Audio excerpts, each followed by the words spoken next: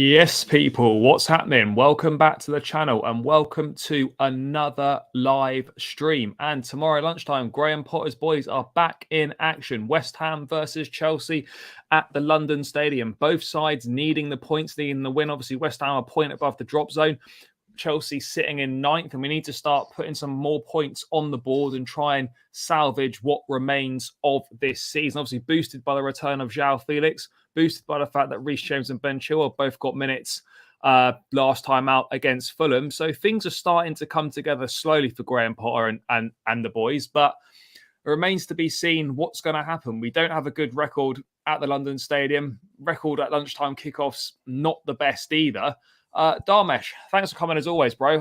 How are you feeling about this one? Yeah, big up Charlie, big up the chat as well. Thanks for having me on again, Charlie. Like and sub to the channel and stuff, all that jazz. Tomorrow, low-key excited, but low-key quite nervous as well because of our record at the Olympic Stadium.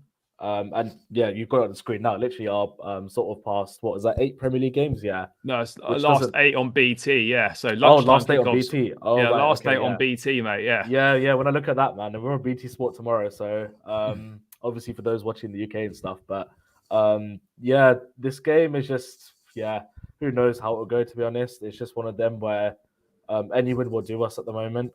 Obviously building on sort of the 3 clean sheets we kept in a row, but definitely need to sort of see the players that we want to see, and the players that are sort of coming back, and drop certain players as well that have not been performing. So overall it's exciting, but at the same time quite nervy because you never know. West Ham on their day, they could I think they could roll steamroll any team, to be honest, and last season sort of proved it. But obviously they're a different team this season, but yeah, I don't know. We just have to wait and see, to be honest. I never feel that. Right now, I don't feel confident going into any games with Chelsea, just because of the way things have gone this season, where we're at as a team. I haven't got any confidence that we're going to win any games. I don't expect us to win the matches that we go into. I don't expect us to win tomorrow. I'm optimistic tomorrow, but the fact, Joao Felix is back. Obviously, Enzo's had a full week's training under his belt. The other new signs have got another week on the training pitch together. Key players are coming back from injury. Obviously, we are still without Kovacic. We're still without Zakaria. Wesley Fofana still not fit to feature yet either. Raheem Sterling picked up another knock in training to his knee. He's going to sit this one out tomorrow. So, there's room. We can be optimistic, but again, we still got those midfield injury problems. And whether we go with a pivot or whether we go with a 3, I don't really know what we're going to do. But mate, would you look at this game and think every game for Chelsea's must win, really? But it is vital, given the fact, I know we were unbeaten in our last 3, but it is only 1 win and it is only 1 goal. I mean, how important is it really that we turn up tomorrow lunchtime and we do get the points? Yeah, no, we have 100% have to turn up tomorrow, because I genuinely can't sort of remember the last time we had a convincing performance, if you know what I mean, like a convincing win. I'm just trying to go back to my memory now. I think Wolves at home. Was that the last Wolves sort of at home, probably the last one. Yeah, mate, that was a long time ago. I guess you could say Palace to some extent, but we played better against Palace. We weren't amazing, but we got the win. I mean, to be honest, Wolves at home was sort of perfect. But that was a long time ago. That was about October time. That was before we went to Milan in the San Siro, wasn't it? So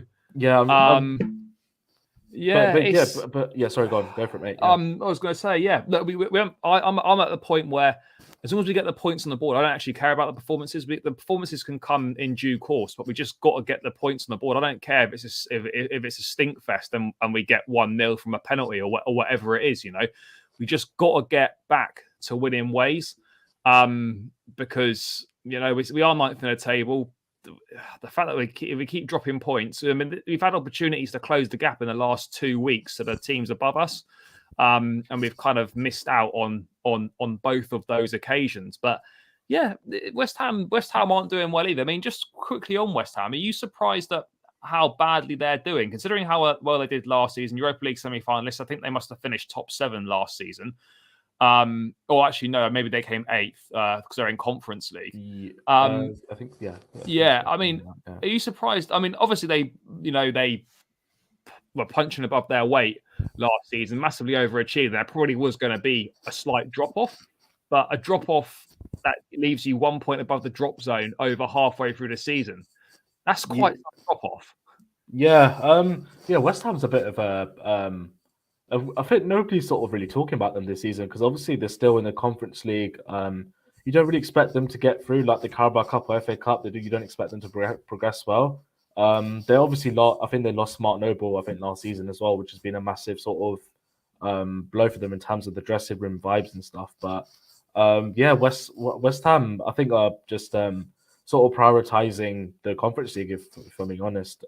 Which fair play to them, I guess. If they want to get some European silverware, well, hey, they'll have more than Arsenal and Spurs can ever dream of. So, there's that as well. And obviously they recruited in the summer as well. I think they brought in Skamaka, Cornet, Paqueta as well. Paqueta as well. A few others as well, I think. So they have spent a bit of money. I think some of their fans want David Moyes out as well, judging on pure like sort of Premier League performances. So yeah, it's a bit of a weird one with West Ham. Nobody's really speaking about them in a way in terms of the relegation battle.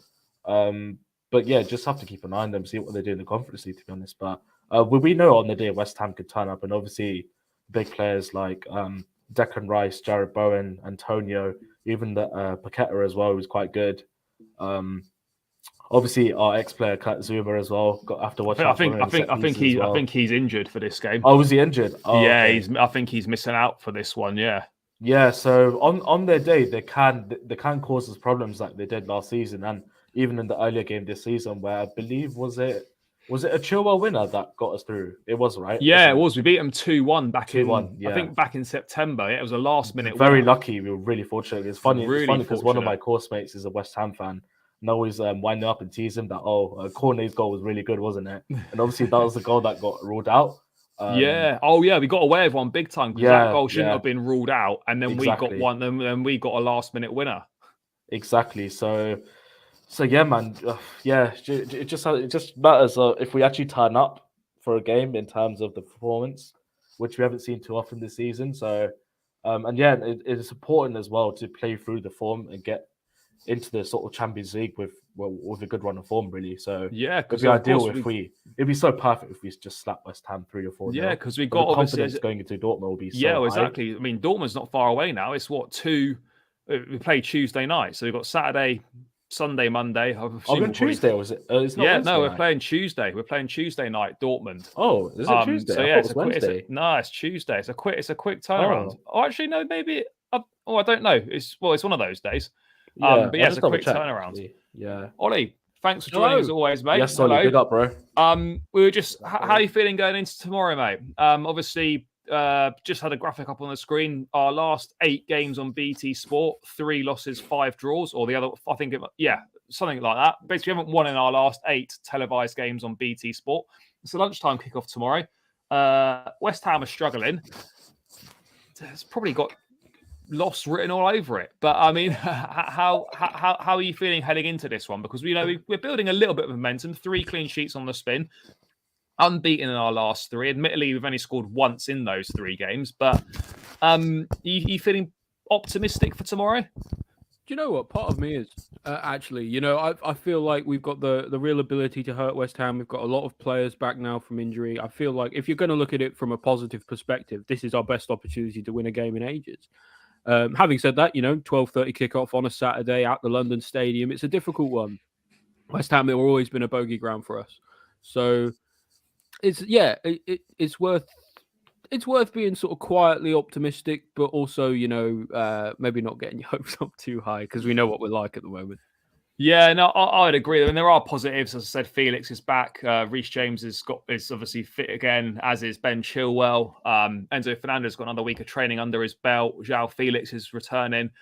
So there are some positives, but I think where we're at the moment is just in a sense that you don't really have any confidence in us to win any game that we head into.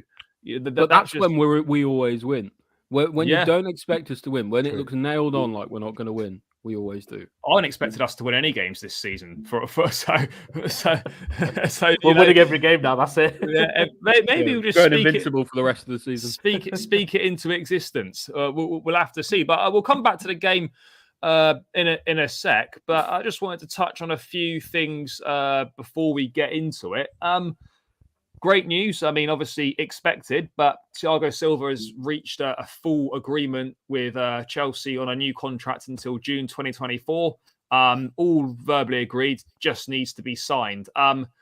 He's been exceptional for us since he came in on a free transfer under Frank Lampard. I don't think anyone expected him to be as good as he has been for us. The fact that he's 38 going on 39. Certainly not for this long, at least. Right? No, yeah, for sure. I mean, it was a no-brainer. This was going to happen. He loves the club. You only have to look at what his wife does on socials. She loves the club as well. He loves them. The fans love him.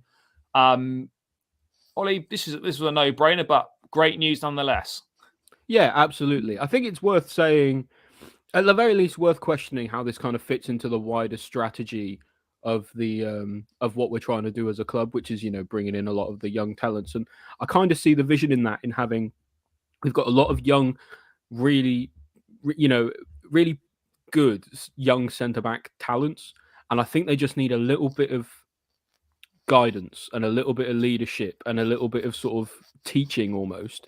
And Thiago Silva is the perfect person to do that, both by example and, on the sideline, the attitude, in terms of ability, he's got it all. And I would actually like to see him eventually stay at Chelsea in a more of a coaching role, because I think he actually has value to provide when he's not even playing after, when his career ends as well. He's one of those where you look at him and you think he's probably one of those players that would make a very good manager. I'm not saying he wants to go into management, but he's definitely got that sort of air about him. But I mean, Dharmesh, same thoughts as Oli, really. This is obviously a no-brainer. It works well. We've got young centre-backs. Badia Shilly's done very well alongside him. We've got Levi Colwell, who will come back from loan next season. Obviously got Trevor Chalobah amongst the ranks still, Wesley Fofana. It's all well and good having some young, exciting players, but you need some experience to go with it. And there's not really anyone better than Thiago Silva. Yeah, literally echo what Ollie's just pretty much said, and pretty much what you sort of said about like a coaching role, which could bring like sort of defensive like reinforcements in terms of like attraction of like defenders in the future. Because if they see Thiago Silva still at the club, whether that's coaching or playing, they'll be like, Thiago Silva's still then. Like, I'll obviously want to learn under him, because he's probably the best centre back that I can learn with in terms of experience, as well as playing in different leagues and stuff, and the level that he's played at. And it's just mad how like people are sort of putting him in all-time Chelsea 11 debates when he's literally only been here for 2-3 years, and we've been absolutely garbage for about 2-3 years. But it just shows and in the twilight of his career as well. Exactly, when he's about 38, 39. So yeah, man, I'm so happy that he's re-signed. It's the one Frank Lampard signing where I'm just so grateful that we made. Yeah. Exactly. That worked, yeah. Well, yeah. All the other ones have been shit. Werner's come and gone. Havertz is very well. I'm fully jury out on him, but he's much persona non grata at the moment, isn't he? Yeah. And then you've got Ziyech, he wants to leave the club, hasn't worked out. Ben Chilwell, in fairness, has not been bad. He was signed under Lampard. That's 50-50 when you throw in the injuries, though. Yeah, it is. But I mean, generally speaking, Silva's been the only Lampard signing in that window where you can say, that's been a phenomenal success. But quite literally priceless as well. Yeah, we got it for nothing as well. So absolutely. Yeah, to think that we got him and Reece James and they didn't cost us a single penny, which is considering all the money we spent to get two players of that quality for nothing. I mean, I don't know how much they'd be worth in the market now. I mean, Reece James is probably £100 million player. Silva, he's probably more. Are you accepting £100 million for Reece James? I probably aren't. No, I don't think I would either. Yeah. No, probably 150 would have to turn your head. Yeah. No, that's kind of where we're at right now. But yeah, Thiago Silva, obviously great news that he's staying. What everyone knew was going to happen. The club were going to do it. To be fair, sorry, Charlie. To be fair, like personally at the start of the season when Tuchel left, I wasn't too sure if he'd actually stay because of the Tuchel sort of factor. Like as soon as Tuchel sort of got sacked, I was kind of like, oh, is Thiago Silva actually going to stay for another because season? they had, been together before. Yeah. So obviously throughout the season and stuff, he's reassured that he's going to stay on and stuff. But now obviously he's agreed to sign, which is great and stuff. But I think towards the start of the season when Tuchel got sacked, I was I don't know about you guys, but it I didn't probably really thought cross that he my was mind, going to to be leave. honest. Leave Actually, when sort of leave Tuchel next got season. sacked, it didn't really cross my mind when Tuchel got sacked, to be honest, because I suppose because he came in under Lampard and the fact that he had played for Tuchel before. I think if he came in under Tuchel, it's a different question. A bit That's like true. Koulibaly, But I thought with Tuchel gone, I don't think he'd sort of want Aubameyang, to for stay. example. But yeah. Yeah, I mean, the only regret is I just wish he was a bit younger. But 100%. well, you can't have it all. You can't have it all. But yeah, to be honest, he's still our best centre half. I imagine he'll probably be our best centre half next season as well. There's just been as long as West Brom don't come up, then he shouldn't have too many bad games next season. I think exactly. I think the thing about Thiago Silva is he's actually just as valuable off the pitch as he is on it. Yeah. So I think the important thing is to actually. I think there needs to start being a consideration of what happens once he does retire, and I think he should stay around the club for sure. Imagine him and John Terry, as the two people who are gonna, help coach some of the young centre backs in our team. Like you actually have no choice but to excel. Colwill, Thaddeus Shield, Cucurella when he plays at centre back. Chalobah, Fofana, we've got such a swathe of young centre-back talent and they just need a little bit of honing. But like I said, if you've got Thiago Silva and John Terry at the club, both, week in, week out, telling these kids, how they need to be a defender, how can't you succeed, right? Yeah, I mean, that as well. You're learning from the very best there is. So yeah, I think it makes sense. And I'm sure maybe those discussions have taken place. We keep saying, Thiago Silva surely can't go on. You would imagine we say that every season. Yeah, you would imagine that next season would probably be his last playing. I mean, by all accounts, I know he wants to play until he's 40. Yeah, and I think after that he wants to retire. Yeah. So I would try and keep him on as long as we could. I mean, I always thought he wanted to finish his career in Brazil. Maybe I swear he said that in an interview. Maybe go back to Flamengo, possibly. But he probably will. Yeah. You would expect it to be his last season next season. But with the way he's going, just keep going until you can't play anymore. Would be my advice to him. Not that he needs it. Let's move on to Aubameyang. Obviously linked with a move to the MLS to join LAFC on loan. Matt Law reporting in the Telegraph today that Aubameyang would rather stay and fight for his place for the rest of the season than move to the MLS on loan. At 33, still feels he has plenty to offer a top European club. Barcelona, Atletico and AC Milan happen to agree. Dharmesh, we spoke about Aubameyang the other night. I'll come to you in a sec. Oli, before you get into Aubameyang's potential loan or potential leaving of the club, what did you make of the decision to omit him from the Champions League squad? Well, I think when you take the news around Aubameyang in context, removing him from the squad, he's up for loan to leave the club, and also there's reports that loan will be paid entirely by Chelsea in terms of his wages. It says to me, at least, that actually there is. He might be a troubling dressing room presence, because why would you? I know, even though he's a stopgap option, why would you loan him out? And and especially for those wages as well, to be fully paid by the club. It sounds like they just want to get rid of him, which screams to me that he's a bit of a trouble in the dressing room for me. Yeah, maybe. I mean, it's so hard to tell. I mean, obviously. He wasn't signed under Graham Potter. Graham Potter would never have signed Aubameyang if he was in charge of Chelsea in the summer. He purely came for Thomas Tuchel. To be honest, we knew what we were getting with Aubameyang. You're not going to get any all-round play. He's just going to be someone that if you create the chances, then he'll more than likely put them in the back of the net. The problem is we don't really create that many chances. And when we're not creating chances, Aubameyang doesn't offer anything off the ball. He doesn't offer anything in his general all-round play. So, that is an issue, but we knew that when we signed him. I look at the decision and I think Potter didn't sign him. It was a stopgap signing, and he's not part of the future plans, and he's not of a good enough quality where you think, oh, he can be really valuable for us in a Champions League run. So I don't necessarily have an issue with it. And people say, oh, yeah, but he's taken the only out-and-out number 9 out of the squad. But ultimately, I think we'd be more threatening with Joao Felix playing up there anyway. And the fact we've now got Mudryk as well to offer a bit more creativity. Enzo Fernandez into that midfield as well. So I look at it and I think, all right, maybe it's a little bit harsh, but these are the kind of the ruthless decisions that, fans have been calling for Graham Potter to make, and yet they criticise him when he makes one. I think the thing is with Aubameyang as well is we seem to be trending towards getting players who actually can create chances for themselves. And we're not really, or at least as we all know, we are not very good as a team at creating chances for each other.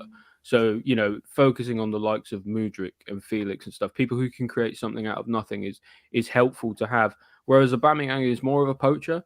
And so he thrives off of being in the 6-yard box and actually feeding off of those chances that we would make.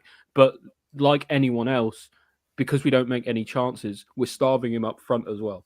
So it's partially I want to say it's partially kind of him, but it's also kind of partially the way the club's going. It's just in context and upon reflection, with the benefit of hindsight, it probably should never have happened, this transfer, really. No, it shouldn't have done. I think the owners, I've really admired the owners' approach, what they've done, the ambition, the building of the new team off the pitch as well as on the pitch. The one thing they've got massively wrong is sanctioning this move, because they sanctioned this knowing full well they were sacking Thomas Tuchel after the next game. So, why did we do this? For me, it's just. I mean, at the very least, it seems that these owners are willing to cut their losses quickly on stuff. Yeah, which is so much of a better alternative than what we were doing for under the last sort of owners regime. We've still got Bakayoko on the books. Unbelievably. Baba Rahman. Yeah, Baba Rahman on the books. These are people who should have been sold from the club years ago. And so it's actually quite refreshing to see if something's not working, the owners, Bowley and co are going, okay, well, actually, should we just get them out and get someone new in? I think something else that's reasonably refreshing as well is the fact that they're already accepting that mistakes were made in the summer. I think they're looking at this as a mistake in Aubameyang. And I also think they potentially view the signing of Koulibaly as a mistake as well, with multiple reports over the last few weeks saying he hasn't settled. They would be prepared to potentially cut their losses on him if an offer came in. So I think there's an acceptance, there's a willingness to accept that they do make mistakes, and they'd be quite happy to cut their losses or make a loss for the better of the club in the long run, which is kind of something quite refreshing to see. But I mean, Dharmesh, do you think we've seen the last of Aubameyang in a Chelsea shirt? See, on Tuesday, I had sort of points where I was totally finished with Aubameyang. But the fact that he, obviously this article from Matt Law stating that he'd rather stay at Chelsea and fight for his place, it's kind of questioned me a little bit in terms of giving him a chance against, say, a West Ham or a Dortmund. Oh, well, obviously he's not in Champions League squad anymore. I forgot. Yeah, but I definitely would give him a chance in terms of see what he can do around different attackers, and with all the attackers we got around him and the creativity we have from Enzo as well, and providing him some sort of service and see how the sort of creativity is around him, and see how many chances he can sort of take and how many chances are created for him personally. Yeah, I'm interested. I'm pretty sure I don't know if we're going to get into the lineup later on, but yeah, I definitely would like to see him start, just to see what he can do. To be honest, one thing I would like to see is Joao Felix play off Aubameyang, with obviously say Mudryk on the left or Madueke on the right or Sterling on the right. I would like to I don't know if it's going to happen, but I would just like to see what it's like with Felix playing off an actual out-and-out number 9. Charlie's got inside my head, buddy. He knows what I want to do for this. Do you think it would not be worth giving those minutes to Fofana instead? I totally agree. And when we get into the lineup, I'm fully on board with Fofana starting. I think he should start this game. But part of me also feels that it would be interesting to see what the Aubameyang Felix link up could be like. You know, we saw when Felix started against Fulham, the link up with Kai Havertz was half decent. Havertz suddenly looked a bit more alive than he normally is. So maybe Felix could get the best out of Aubameyang. Maybe Aubameyang would be more useful with the likes of Mudryk and Madueke and Sterling around him. Or maybe there's an acceptance that actually, do you know what? He's not part of the future plans. He can have a few minutes here and there from the bench, but actually we're going to put our focus on Fofana because he's part of the future, and let's kind of see what he can do. So, I probably buy more into that trail of thought than the thought, I'd like to see Aubameyang. But I think in terms of like the long-term vision of the club, that makes more sense, doesn't it? Rather than playing a 33-year-old who's probably on his way out of the door anyway. Oh yeah, he's already got one foot out the door. Whether he wants to leave or not is another thing. You know, the club have already. For me, he's already on his way out. This is his last few months at Chelsea. Let's say as well, obvious. Like, I think Aubameyang's actually the sort of out and out sort of number 9 striker that we have, and who's like with sort of that experience as well. So yeah, like I'm 100% on board with giving him a chance, especially in the Premier League, and help us sort of fire up the league, because obviously Champions League he can't play, but at least he can sort of help us in the league. And maybe, who knows, if he gets more starts banging in a few goals, like, you never know, he might Potter might fancy him after all, to be honest. But because I still don't think he's a bad player, because look how we sort of transformed Barcelona season last season. He did very well. 13th to about. The thing is though about Aubameyang is he's not strong enough to be sort of like a back to goal kind of number 9, and now he doesn't really have the pace to sort of be a running behind, you know, poacher. So he's kind of like he's kind of in that spot where he needs to sort of like be in the 6-yard box in order to score most of his goals. And I think Fofana actually probably has a bit more strength and is someone who could play with his back to goal a little bit, and then actually allows the likes of, you know, Havertz and Mudryk and Felix to all sort of play off of him. You know, like to sort of create a focal point for the attack that actually everyone else can kind of swarm around. Whereas I don't think Aubameyang has quite got the facilities for that. No, I would agree. And ultimately, like, if he doesn't play for the club again, then I'm not that fussed about it. I think cup games he may well have featured, but we haven't got any cup games, so it kind of it is what it is at the moment. And I still wouldn't rule him out leaving to the MLS because that window is ongoing. That's open till like April now. So yeah, let's see what happens with him. But I also think that Fofana looks pretty good. I didn't expect him to feature for the club at all in the second half of the season. I was pretty adamant that he would have gone out on loan, but he didn't. He's here, and I thought he was pretty lively when he came on against Fulham. So I think he definitely. I think he probably would have done if Broja wasn't injured. He would have gone to Nice or something on loan, like we were. But I think I think the fact that he just offers something different, you know, up front. You know, we have Havertz, who is sort of kind of that ethereal mover, and you know, the question is whether that works or not is another thing. But you know, that sort of ethereal in between the lines, kind of not a number 9 striker. You've got Aubameyang, who's the poacher in the box, and then you've actually got someone more like a target man like Fofana, who can actually, you know, play with his back to goal a bit. So he just offers something that I think that no one else has got at the moment in the squad. And you know, Broja would usually be that. You know, because he's got the strength and he's got the pace as well, so he can do both. Yeah, but unfortunately, you know, his injury is going to keep him out for a long time. I'm still a little bit unconvinced on Broja. I mean, look, he did pretty well. Look, he's raw and he's like untapped potential, and he could become good. But I saw him on loan at Southampton. Started very well. Second half of the season dropped off massively. Wasn't that good at all. And then he's not had a lot of chances at Chelsea, but I don't know. His saving grace is he's got a 6-year contract that he just signed. So he's obviously part of the plans for the future and that. And obviously players develop at different rates and stuff. But I just, from what I've seen of him, I just think I'm not sure how good this guy actually is. Yeah, I think with Broja as well, like it's a bit of a weird one, because I think with this injury that he's got now, I think he heavily relies a bit on his pace.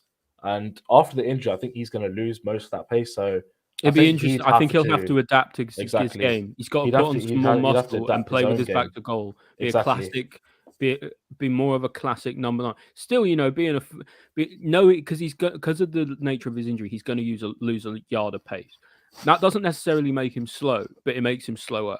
So he needs to learn to play with his back to goal in order to have a second sort of weapon in his arsenal. Yeah. When he's back, for me, I'd be calling Didier Drogba in for consultations. That's what I'd be doing. I mean, it's going to be interesting. Obviously, if it's throwing it forward slightly to next season, but you'd imagine Aubameyang definitely leaves, and Kunku's coming in. Broja will be back fit again. You probably think Havertz Pulisic will almost definitely leave, as will Hakim Ziyech. I know we've bought a lot of attackers this January just gone, but you would imagine there's probably room for 1 or 2 more attackers to come in the summer. I think it'll probably be like really young players, though, won't it? Yeah. It'll be like, because I think the mood music at the moment is kind of like 50-50 on whether Sterling will stay, and I think he will. Yeah. Because I think his overarching quality probably says more than anything else. But I think if we bring in, after this summer coming, I think anyone who comes in is going to be probably under the age of 20, and is going to be a wonder kid from absolutely God knows nowhere. So. We're linked with Osimhen, aren't we? That's one name that's been mentioned. Yeah, I mean, I think Victor Osimhen is a fantastic player, having a great season in Serie A. Has been very good for a number of years. But I mean, I don't know if do we try and go down the number 9 route again, or do we try and just go over a collective of players where I want Harry Kane, man. Genuinely, man. We'd never get Kane. I absolutely do not want Harry Kane. I know it might sound very controversial, but I wouldn't take Harry Kane in a million years because I don't think he's got the mentality for Chelsea. No, possibly not. I mean, and do you just on this briefly whilst we're talking about it? Do you think that the number 9 is the right route for Chelsea to go down if they were to go down that, or do you think we'd be better off? It's difficult, isn't it? Because we've not had a good number 9 since Diego Costa. I think we tried it with Lukaku. We can't necessarily let the fear of another number 9 failing stop us from at least trying. I think whether that means you trust someone more like Fofana or Broja to lead the line on those days where you have someone more of a classic number 9, or whether you actually go out and pay a lot of money for someone is obviously up to the owners. I think it probably also depends on how Potter wants to play. Because we know that Potter plays generally with more of a false 9 kind of strategy sometimes. I know he's coached proper number 9s before. He's done the whole spectrum. So he's had Glenn Murray, for example, who's more of a proper number 9, and then he's also got Neil Maupay, who's more of a shadow striker, sort of false 9. Yeah, so that Potter knows how to coach the different brand of people. So it'd be partially down to his preference, but it'll also be what's actually worth it for the club as well. I like Osimhen, think he's a great player. It does kind of scream it's the kind of thing that wouldn't work at Chelsea. Yes. It seems that big money strikers just do not succeed at Chelsea. So is it worth going for someone who's more of if you're going to pay money at all, do you go for someone who's a bit more unknown? Do you go for someone more like a Marcus Thuram, someone with Kolo Muani, someone with a little bit less fewer expectations on them, than a big money striker signing? Because I think it's almost like at this point that position is almost too big for most players. Yeah, and there's a pressure there, and there's a mental pressure there that I actually think a lot of players can't handle, because it's the idea of Chelsea, the number 9. So many have failed before. Do you necessarily want to put another player under that kind of pressure? And there'd be massive pressure as well. That there really would be. Just on this, many players will be leaving in the summer. No, I mean, I don't know for certain, but teams don't release a list to journalists or whatever. It's kind of obvious what players are going to leave. It'll be a mix of the mood around the club, what some of the agents are saying about their players at the club, what some of the insiders from the club themselves have leaked to journalists, things like that. So what you hear is genuinely you can call 50-50 kind of accurate, but I wouldn't choose any of it as gospel. It's kind of more you use it to get the sort of the sense of what might be happening, like we've been doing with Aubameyang, Pulisic, Ziyech, that sort of thing. I think most fans know what players are going to be moving on in the summer, or at least have a good idea of who probably isn't going to be here next season. I mean, Oba is going to be a depreciating asset if he doesn't play. We're not going to get anywhere near the 11 million we paid for him. And no one would pay more than that anyway. So I think, to be honest, even if he had a good second half of the season, we'd probably get our money back at best for him. I think it's kind of as simple as that. There was one more thing I wanted to talk about very briefly before we get into our team selection. We can't have a Chelsea conversation and not talk about Mason Mount. Oh, do we have to?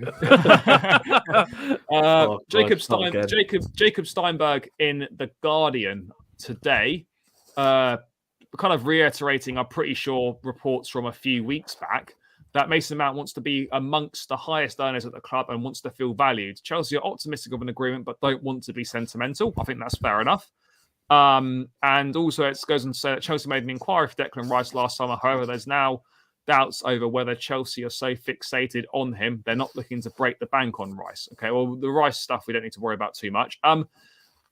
This Mason Mount stuff, I'll quickly say my thoughts on it first. Absolutely deserves a new contract. We're not basing a new contract off this season's form. You're basing it off what the players offered to the club on the whole during his time here. And he's been very good for Chelsea. This is the first time in a Chelsea shirt where he's been terrible, and he's been awful this season. Absolutely no doubt about it. No one disagrees with that. But the fact is, he's one of the lowest earners at the club. He's on 75 grand, and he absolutely deserves a pay rise. Now, does he deserve to be amongst the top earners? Like, you know, should he be on 300k like Raheem Sterling? No, he shouldn't be.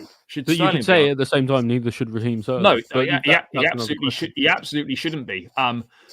But he should be on parity. He should be in that group amongst the highest earners for what he's done for the club over the last couple of years. So, you know, there's no denying, even if you don't like Mason Mount, there's no denying that he deserves a pay rise. You know, you've got the likes of Loftus-Cheek, Kepa, etc., Jorginho when he was here. They're on twice as much money as him.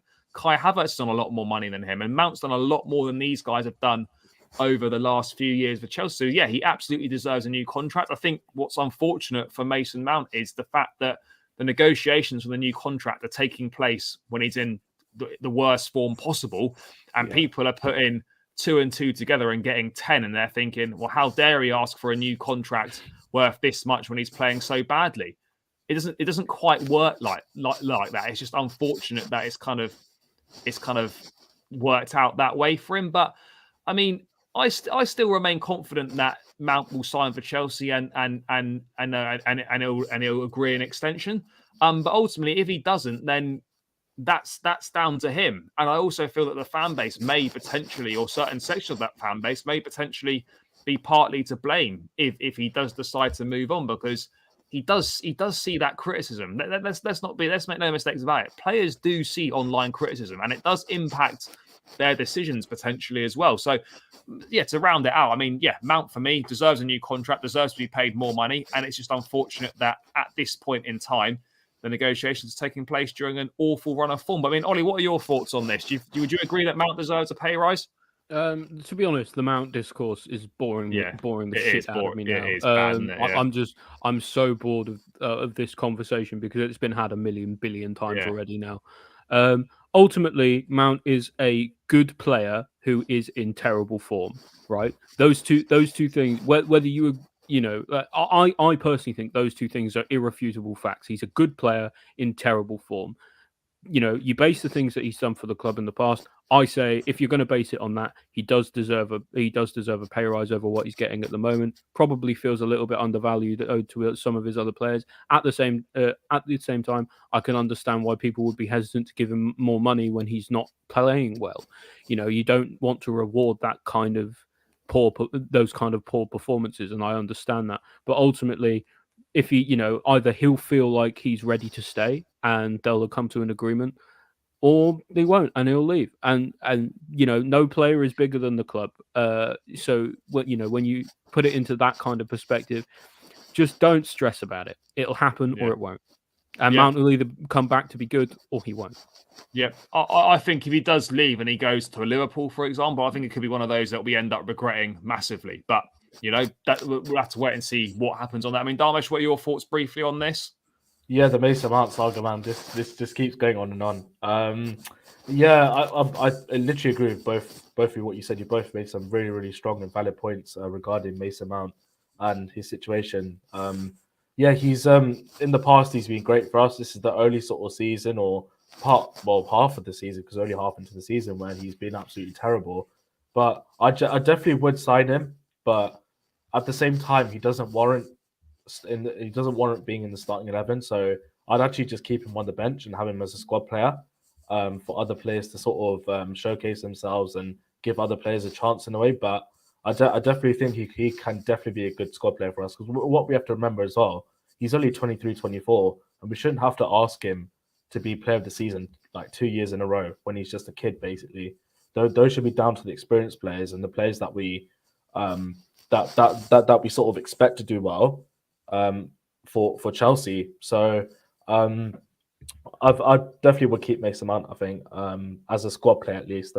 Definitely doesn't deserve to be in the starting 11 at the moment, but no, I think he needs some extended time off. He's played so many games as well. When you think about it, he's played 2 seasons, most of the games back to back, and the World Cup as well in the middle of the season, and the Euros as well, the Euros as well. He looks to me like a shadow of his former self, just because he needs a break. Exactly. Honestly, just if you left him out of the team for a month, just fake can say to the news that he's got an injury or something, and just get him to get his head right and get his body right and be out of the team and out of the spotlight for a month. We do him the world of good. I mean, you are allowed to have a bad season as a player. Like this idea that you can't have a bad season is just like I don't know where that's come from. Remember Hazard's bad season. But let's wait and see what happens. He won't be the first Chelsea. He certainly won't be the last Chelsea player to have a bad season. But yeah, let's see what happens with that. But absolutely shouldn't be starting tomorrow. Right, guys, let's rattle through our team then very quickly. By the way, I didn't even realise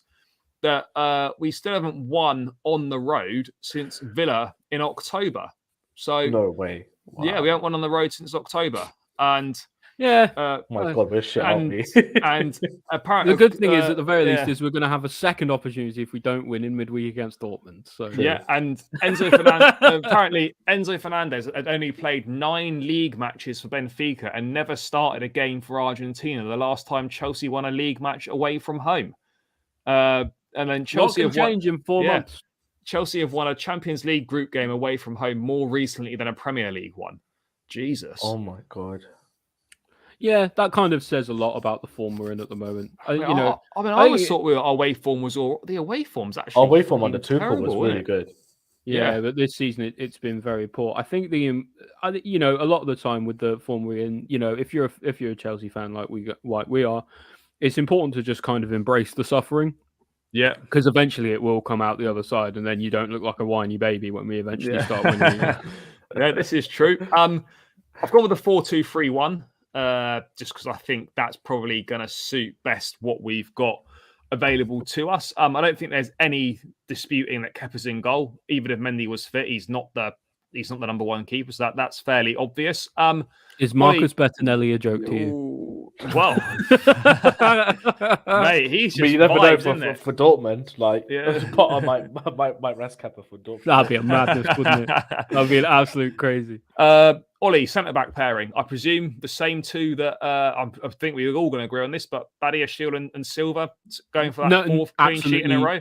Absolutely no excuse for it not to be those two, because 3 clean sheets in a row. The only thing, especially because Badiashile isn't even in the Champions League squad, he'll certainly be playing. If you're going to play anyone alongside him, it should be Thiago Silva. And the only question is whether he's being saved for midweek. I understand that. So, there's an outside chance of it. You could have like I don't know, Chalobah in there or something. But I personally think you've got to be looking to win games, and you need your strongest team for that. Well, we're not in a position where we can be rotating when we're 9th in the league. Not really. So, I think for that reason, you've got to, if it ain't broke, don't fix it in terms of the centre-back pairing. 100%. Dharmesh, obviously, agree. Yeah, man, Charlie, you know how much I love Badiashile, man, on Tuesday's video. But yeah, mate, he's good. He's done very well. Rolls-Royce defender, really is so good. But I'm just still so gutted that he's not part of the Champions League team. Like, I just can't get my head around. It's always going to be the case, though. But you'd have Fofana in the squad where he's not played for like 4 or 5 months. That's why I'm a bit like. It's frustrating. It is frustrating, but I think I don't think we could have taken Fofana out of the team and added Badiashile because I don't. Because of the rules, isn't it? Because of the rules, you can't really take someone out and then add someone to replace them. Yeah. So unfortunately, it was going to come down to like Enzo, Mudryk, Felix, and Badiashile, and unfortunately, Enzo and Mudryk have to play because they're crazy money signings. And Felix was bought on loan to play. Yeah. He was brought on loan to play. If you take out the Champions League games, how many games is he actually going to play for us? So he kind of has to play to get value out of his loan. So it's just one of those unfortunate things.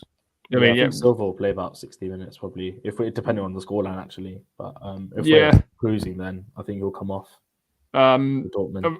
Reece James right back. He played about an hour against Fulham, came through that unscathed, which is great. Another week's training under his belt. Should be raring to go in this one. Every time he goes down, I get PTSD. Yeah, I always get like a shoelace or something. I get palpitations whenever someone fouls him. It is always a big concern. Left back, we've got a bit of a decision because Ben Chilwell came back. He played about 10 minutes against Fulham.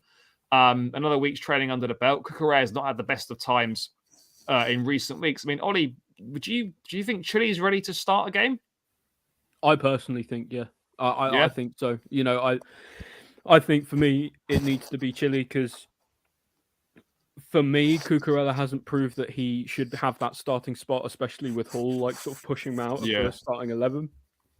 So now that Chile's back fit, actually, I think the question is whether it's Chile or Hall, not Chile or Cucu. But I think on that basis, I think Chile pulls rank. So even to be fair, even if Chile plays an hour, that's I think that's a good step up. Yeah, I would love 60 minutes from Chilwell and then half an hour for anyone else. Wouldn't mind. Yeah, Dharmesh, would you go Chilwell? Would you have gone Cucurella? It's a tough one because I've kind of got my eyes and thoughts on Dortmund. So, but the left back's a bit of a sticky one for us at the moment because Cucurella's didn't have a really good game against Fulham. Chilwell's obviously just coming back. Lewis Hall could be thrown in there. We never know what Potter would do against West Ham and stuff. With the settled back four and stuff, I can see Cucurella starting, to be honest, but I'd probably give Chilwell the start. But and then obviously sort of rotate them. I would say whoever you don't start today probably starts in the Champions League. And I think Chilwell's been more favoured in the Champions League, right? Maybe. So, I certainly think if you're going to... I think Chilwell should start this because I think you've got to play your best team. Yeah. But I do understand if he's half fit, he's not going to play a game 3 days later. So, if he can't do an hour, if he can do an hour, it'd be a good sign. So maybe in that case, you do... The potential maybe is you do Cucu and for an hour, Chile for half an hour, and then start Chile against Dortmund. But like you say, Charlie, we're not in a position where we can rotate. We need the points. This is it. So, I mean, to be honest, either or. I'd personally go Chilwell. So let's see what happens. I mean, midfield is where we've got a bit of an issue because Kante's still out, Kovacic not ready to return, Zakaria not ready to return. We've got Ruben who hasn't played since the World Cup. Since before the World Cup. Ruben played 5 minutes against Newcastle before getting injured. Hasn't been seen on the pitch since. Was unused sub against Liverpool. Unused against Fulham. So you can't imagine that he's suddenly going to start this game. So you're looking at midfield and you think it's going to be Enzo and one of Mount or Gallagher is going to have to start. For me, it's Gallagher. For me, I think if you have to choose one of Mount or Gallagher to start, Gallagher's actually... I think Gallagher gets a lot of stick because he runs a lot, and actually he's quietly having quite a good season. He's not really scoring or assisting all that much, right? Like he was for Crystal Palace, and I think people are judging him by those standards, and it's not unfair to. But actually, he's a very industrious player, and at the very least, he offers an effort and a passion that actually we're not seeing from Mason Mount at the moment. Whether that's injury or whether that's unfit, him being unfit or unmotivated or what. So for me, I think actually Gallagher's been putting in the better performances recently, so you should be playing him.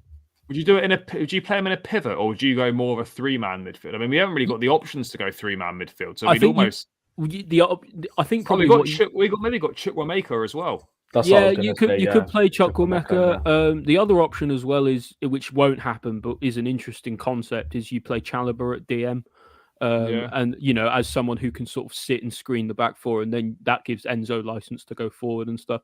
I think more likely is we'll probably see Enzo as the sitting player again.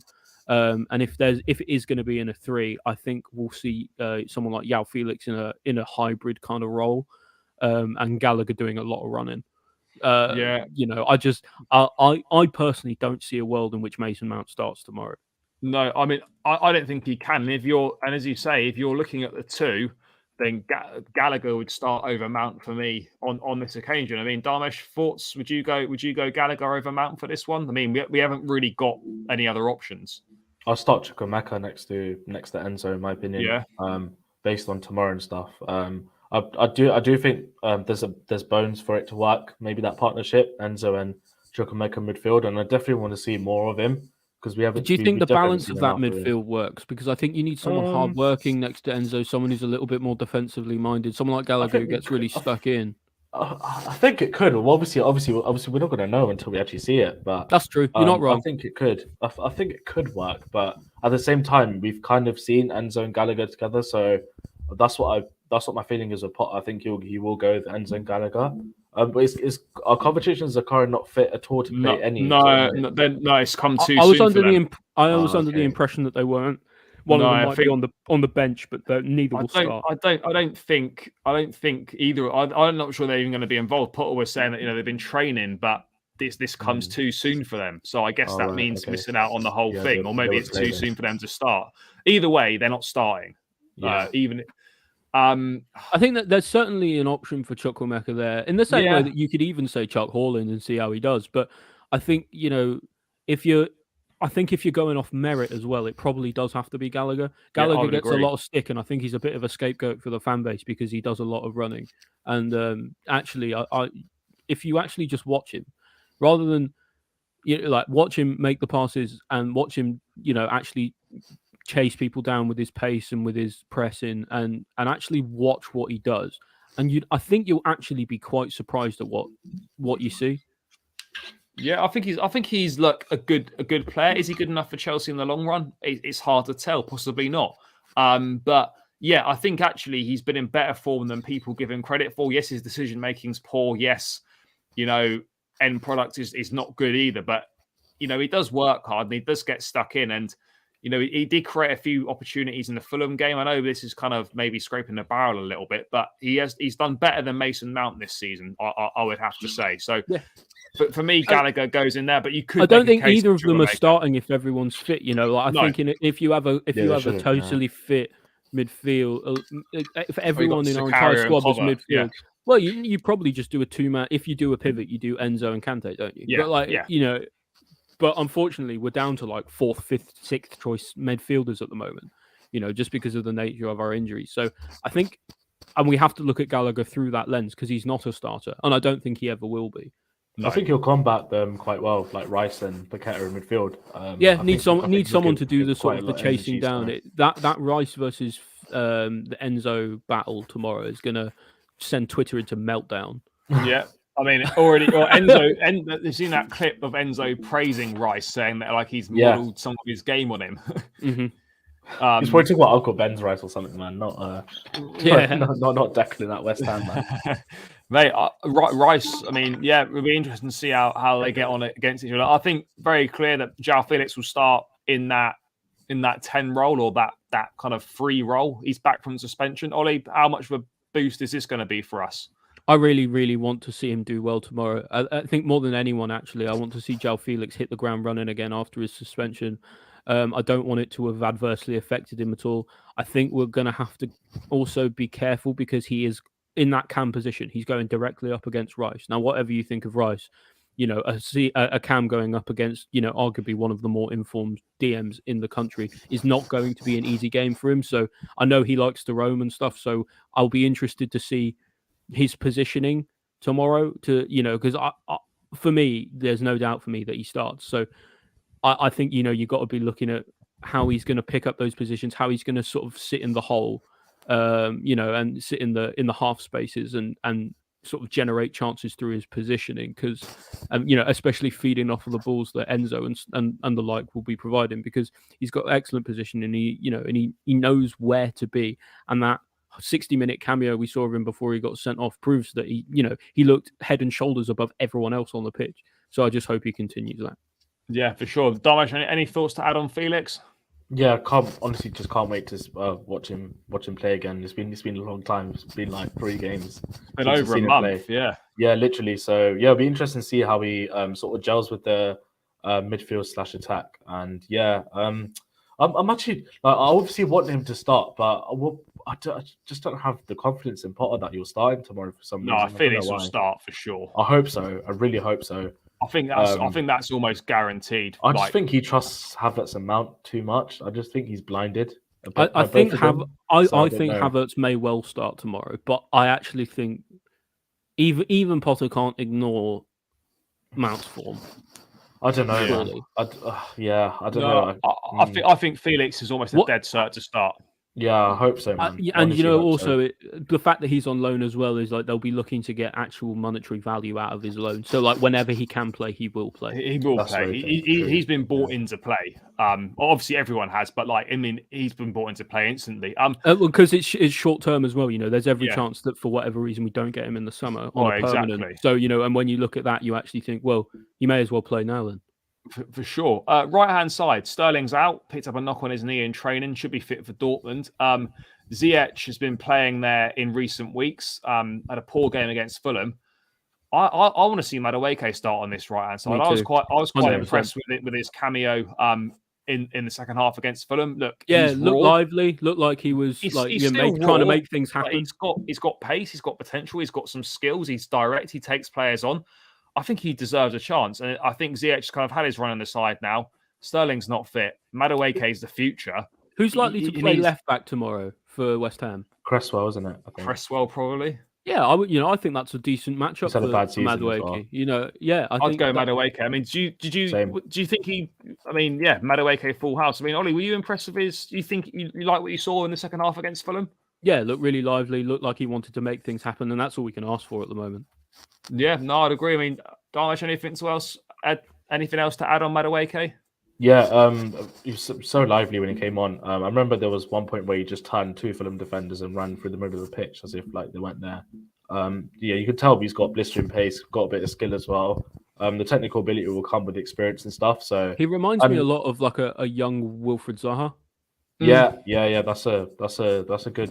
That's a sort of like. And a lot of people, if you had the opportunity to sign Zaha 10 years ago with the sort of with the retrospect of how he is now, with that, you would probably take that bet. So I'm quite pleased to see Noni. And all these new players as well. We need to eventually give them starts to see how they gel with the team because. Yeah. For sure, and every sort of hypothetical at the moment. So for me, it's not a question of if; it's a question of when we turn good. Because we've spent so much money, and every single week these guys are going to be gelling. They're going to be learning more about each other. The goals will come, the wins will come. For me, it's inevitable eventually. Yeah. No, I agree. Madueke definitely to start. Left hand side is obviously going to be Mudryk. We're hoping to see more from him. Obviously, last week against Fulham, disappointing, but obviously hadn't been well in the week. Hopefully, we can see more of his electrifying pace from what we saw in his cameo. Who plays right back for West Ham because they're in for a bad day if Mudryk is fully fit. So yeah, Soufal. Yeah, interesting. I could see him potentially maybe giving Mudryk some issues, but I really want to see us isolating Mudryk 1v1 on that left-hand side, switching the play quickly. Got to get more of the ball to him. And he's got blistering pace. Play the ball in behind for him. I know West Ham don't always play that higher line, but there will be opportunities, especially on the counter, for us to hurt them. And Mudryk needs to be at the centre of that. Yeah, no, he certainly does. He's got that pace. He's got that quick feet. He's direct. He can beat players. We just need to get the ball to him and just, and let him do what he can do. Up front, I think we've all, certainly myself and Ollie have agreed, it's got to be Datro Fofana. If we're talking about... who I want to start and who I think will start is different. I want Fofana to start. I think Havertz will. Yeah. I think Havertz will. I think Havertz will, but I want it to be Fofana. Me too. I think it's about Potter's got to start making bold. He's got to start making also, big calls. Havertz has played a lot recently. Give him a rest, play him in the Champions League if you want to. Havertz is going to have to play in the Champions League because we haven't got anyone else. Yeah, exactly. So it's for that reason, if nothing else, why chuck Fofana in, see how he does. There's absolutely, with this season being a write-off, there's no stress in a new player having a bad game because what is the consequence? There isn't one. No, there's not. Chuck him up top. If he doesn't do well, sub him after an hour and and see what we do. Maybe you then take the chance to play Felix as a false nine. You bring on someone else. Try a few things. Make it. Have a little bit of a tinker if things aren't working. I mean, I think there's an option that if Havertz doesn't start and he wants to go the 3-man midfield, he could play Felix as that 9 and use Chukwuemeka in midfield as well. So I've Chukwuemeka, Gallagher, and Enzo or Hall. So there's an option to play Felix as the main striker to go with a 3-man midfield. But I think for me personally, it would be better to go. I'd like to see this. I think that front four is exciting. There's so much pace there. It probably lends credence more to the fact that Cucurella will start instead of Chilwell, but as well with James bombing up, we'll probably have a 3 when we attack. At the back, we'll probably play effectively with 3 centre backs when we attack, with sort of Cuckoo as that left-sided centre back. So. Yeah, I was having a look at West Ham's last game against Newcastle. They actually lined up with a 3-4-2-1 last game. So they actually played Emerson. Emerson, at sort of left mid / left wing back, and they had Sufal right mid / right wing back, Kera right centre back, Ogbonna. Kera's out tomorrow, I think. Oh, is he? And they had that Moroccan centre back, Agard. Yeah, he's been really good for them. Then obviously Rice and Paquette in midfield, and Benrahma, Bowen, and Antonio is their sort of front 3 basically. I feel like Paquette has got to be the one we watch out for. I think he's the one who's going to do us some harm. He's a really good player. Benrahma's solid, man. But I kind of want to see Aubameyang involved tomorrow as well. I don't know about you boys, but I definitely want to see Aubameyang involved. I think he'll be on the bench. Whether he comes on or not is a different.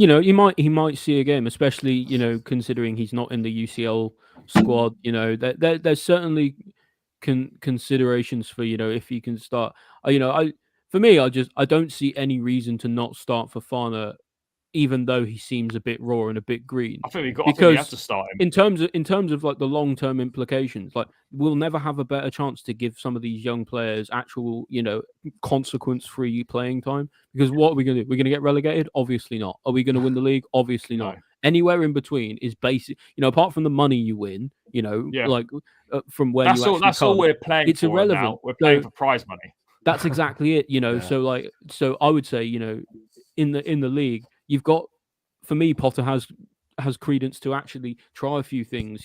Try out some players, see who hits the ground running, throw some stuff at the wall, see what sticks. Who cares? Yeah, I still got a feeling Mason Mount starts. I don't know why tomorrow. Just obviously none of us sort of want him to start tomorrow, but just got a feeling that Potter just can't drop in. I'd be interested to see what happens. We could see someone like Mount start in that cam position and Felix start up top. Front, yeah. There's another question. Would I be happy with that? I mean, not really. I don't think Mount deserves the start. I think he needs some time out of the squad. But if he is going to start, it'd be good to have that front 3 ahead of him. Yeah, for sure. I mean, that front line looks exciting to me, but we're just going to have to wait and see. For me, it looks well balanced. For you, I think it does as well. You need someone who's a bit more of a dribbler on one side. For me, to balance the wings, you need one side needs to be sort of a bit more dribbly and a bit slower. And for me, that's Madueke. And then you have one side that's blisteringly fast, and that's Mudryk. And that creates a really nice balance because you can attack with several different ideas. You can have Madueke, sort of weaving his way in, or you can play, the ball over a long ball over the top, in behind, long diagonals for Mudryk as well. So people won't know which, who the outlet is for the attack. So we don't play predictably. And those two will definitely run beyond as well, which is gonna. Which will make a big difference. So, but yeah, I'd love to see that. Enzo's got to be on it though. He's got to be picking those passes.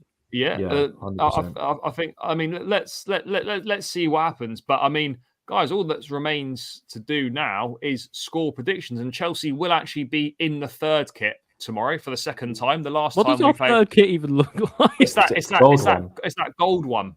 Yeah. Oh, I like that one. Yeah, I quite like that as well. People say it's brown. It's not brown. It's gold. No, it's not brown. Brown or gold. Yeah. The last time we wore that kit, we got smashed at the Amex 4-1. So hopefully hopefully we do slightly Charlie's jinxed it now, isn't he? Hopefully we do slightly better. Ollie, score prediction for tomorrow. 1-0 Chelsea scrappy win. Yeah, take that. You know, whether that's a penalty or whether that's just like us falling over our arse backwards and bumbling the ball into the goal. You know, I do see us getting a slightly surprising result, but I don't think it will be convincing at all. Just on penalties, very briefly, who do you think should be the penalty taker now that Jorginho's gone? I mean, it's probably Havertz for me. Or you know, if he's playing, if he's not playing, James probably. Enzo, maybe.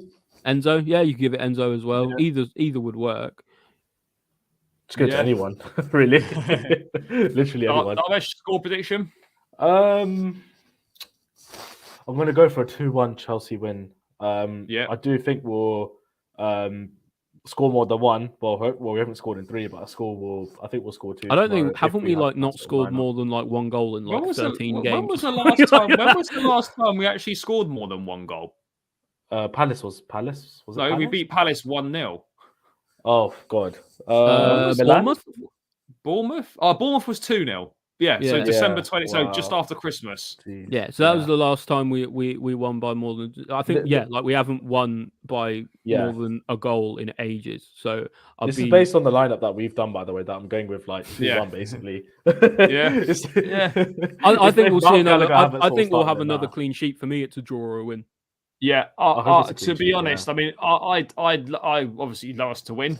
I've got a feeling it's going to be a draw. I just do. I'm going to go with a 1-1, but I'd love to be wrong, and I'm just going with that reverse psychology kind of thing. I'll just say it's a draw, and hopefully that means we win. But let's see. But yeah, guys, Charlie Patrick hopes Chelsea lose. Yeah, no, never. Twitter tomorrow. Never World Watch. No, I never predict a loss, but. Yeah, I think draw 1-1 for me. But yeah, guys, seems like a good place to round out. Thanks for getting involved in the chat as always. Make sure you smash the like, subscribe to the channel if you haven't done so already, and make sure you follow Dharmesh and Oli on Twitter, both linked in the description below and both on the screen names now. Let's see what happens tomorrow. Not feeling too confident. Lunchtime kickoff, London derby at the London Stadium, West Ham versus Chelsea. I'll be back tomorrow with some match reactions, so stay tuned for that. But yeah, guys, enjoy the rest of your Friday. As I said, smash the likes on the way out, subscribe to the channel as well, and up the Chels.